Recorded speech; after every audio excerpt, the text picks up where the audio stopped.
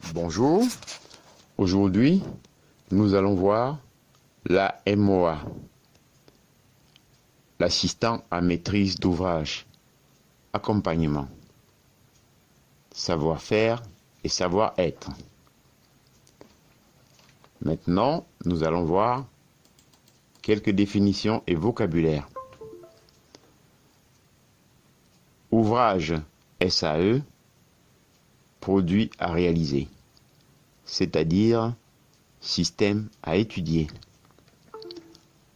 AMOA signifie maîtrise d'ouvrage, entité porteuse d'un besoin, définissant l'objectif d'un projet, son calendrier, son budget.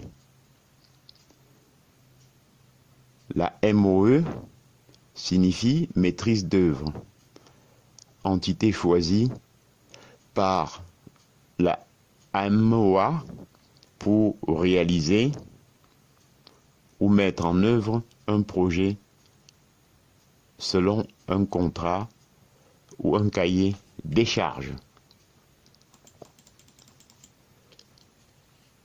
On va voir maintenant aussi notre vocabulaire. L'AMOA, assistant à maîtrise d'ouvrage, aide l'AMOA à définir, piloter et exploiter le projet.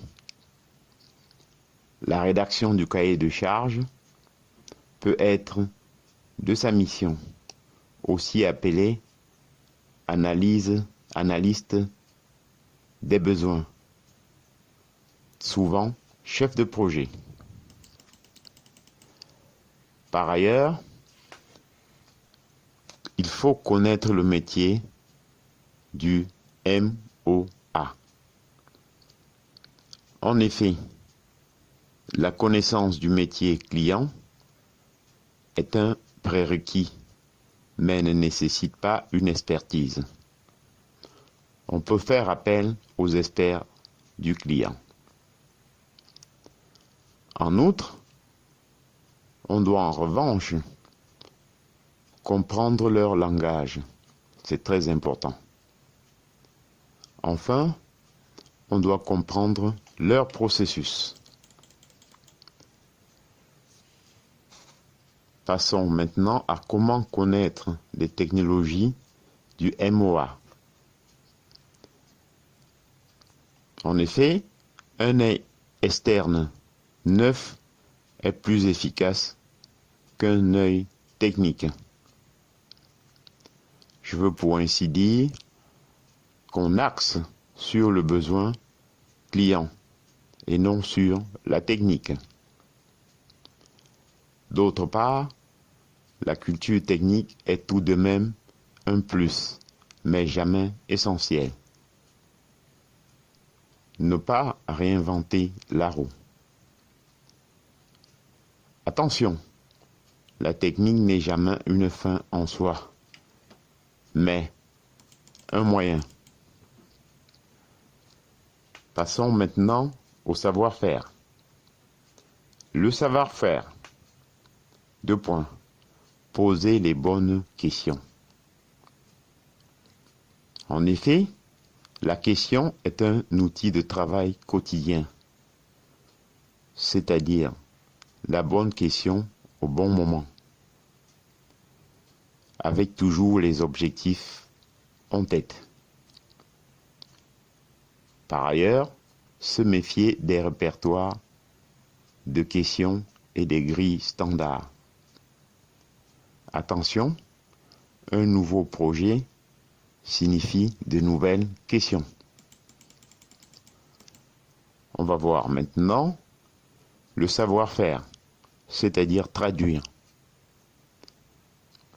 En effet, intermédiaire entre MOA et AMOE signifie traduire les besoins en spécificité.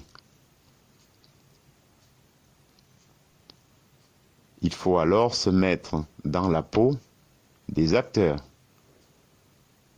c'est-à-dire métier, vocabulaire et besoins. D'autre part, il faut comprendre les contraintes. Et enfin, la communication toujours au centre. Une fois de plus, attention, apprendre à traduire tout besoin en langage intermédiaire, compris de tous. On va voir maintenant le savoir-faire, c'est-à-dire animer. En effet, il faut recueillir les besoins. Recueillir des besoins est une activité d'équipe, c'est-à-dire brainstorming, narration de scénario, discussion. On en parle. L'audit interne, utile pour serrer les liens. Enfin, l'objectif, maintenir la motivation, parfois pendant des mois. Une fois de plus, attention, on ne réfléchit pas en réunion, on valide. Réunionnite signifie ennemi. Passons maintenant au savoir-faire qui implique organiser un projet. En effet, savoir faire entrer les imprévus dans un cadre. C'est-à-dire, en premier, planifier, reparer. Et deuxièmement, tenir compte des contraintes clients. Troisièmement, objectif, ne jamais se laisser déstabiliser. Il faut s'adapter. Encore une fois de plus, attention. La gestion de projet signifie gestion d'imprévus. Le mode d'adaptation on.